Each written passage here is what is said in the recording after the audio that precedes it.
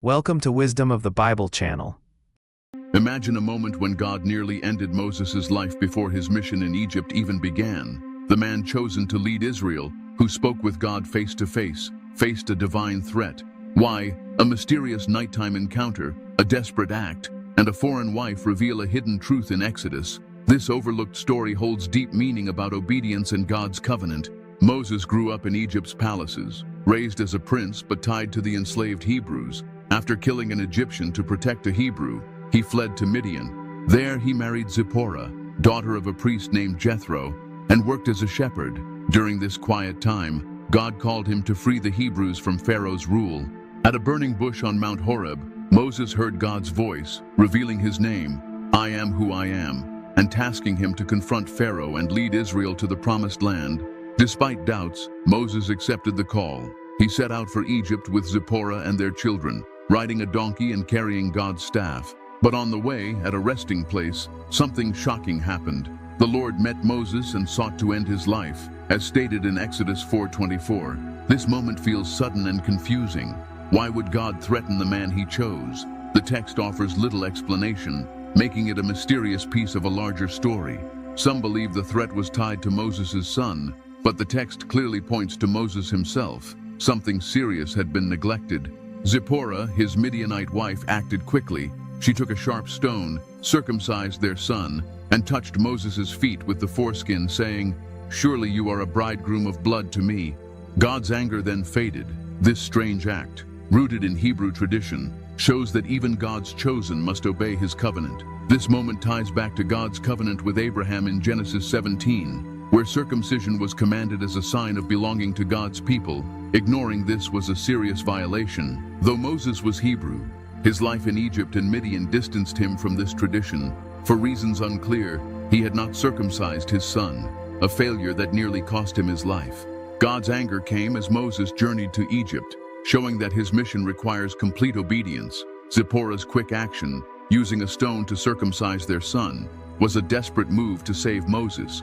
Her act, touching Moses' feet with the foreskin, was a symbolic plea for mercy, restoring the covenant. Her words, "bridegroom of blood," carry pain and urgency, hinting at the tension of a foreign wife facing a Hebrew ritual. Zipporah's role is striking. As a Midianite, she was unfamiliar with Israel's customs, yet she acted with courage and insight. Her intervention saved Moses and ensured his mission continued. The Bible is silent on her emotions, but her act suggests she understood God's demands, perhaps from talks with Moses. Her use of a stone recalls ancient practices, linking Moses' family to Abraham's covenant. This event marked Moses' path with blood, not just of his son, but later of lambs in the Passover. After this, Zipporah likely returned to Midian with their children, while Moses pressed on. Scholars suggest the trauma of this event may have led to their separation. Still, her act sealed the start of Israel's liberation. Circumcision was not just a ritual, but a mark of God's eternal covenant, a sign of faithfulness that Moses had neglected. Moses' failure shows that even chosen leaders are not above God's law. His life was spared because Zipporah acted swiftly, restoring the covenant. Moses then met his brother Aaron in the wilderness. As God had planned, Aaron, who stayed in Egypt, became Moses' voice to Pharaoh. Together they showed God's signs, a staff turning into a serpent, a leprous hand, and water becoming crimson. The Israelites believed and worshipped, their hope rekindled after years of slavery. But Pharaoh rejected God's command to free Israel, increasing their burdens. The people, once hopeful, blamed Moses for their suffering. Moses, shaken, prayed to God, learning that liberation would face resistance. This set the stage for God's mighty acts, proving he was the true Lord. The plagues that followed were not just judgments but challenges to Egypt's gods. Each plague, from the Nile turning crimson to swarms of frogs, struck at Egypt's spiritual beliefs. Moses, once hesitant, grew bold, raising his staff to unleash God's power. Pharaoh's heart hardened, showing that signs alone cannot change a prideful heart. Moses matured as a leader through these trials. The near-death experience at the lodging place had prepared him to face Egypt's king. The Hebrews too learned that liberation required sacrifice. Moses became a complex figure, hero to some, bringer of hardship to others. The final plague, the death of the firstborn, loomed over Egypt. God instructed Moses to prepare the Passover, Each Israelite family sacrificed a lamb, ate it with bitter herbs and unleavened bread, and marked their doorposts with its blood.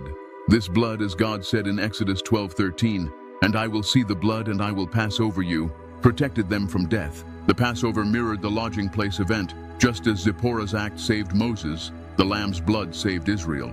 That night, Egypt mourned as every firstborn died, including Pharaoh's son. Broken, Pharaoh told Moses and Aaron to leave, saying, "Rise up, go out from among my people and serve the Lord as you have said." Exodus 12:31. The Hebrews left quickly, beginning the Exodus. But their journey was not just physical. God was freeing them from Egypt's spiritual hold. The Passover blood was a shield and a lesson. Obedience to God's covenant brings salvation. Moses, nearly lost to disobedience, now led a people marked by redemption's blood. His story began with a dark moment that shaped him into a leader who understood the cost of God's covenant.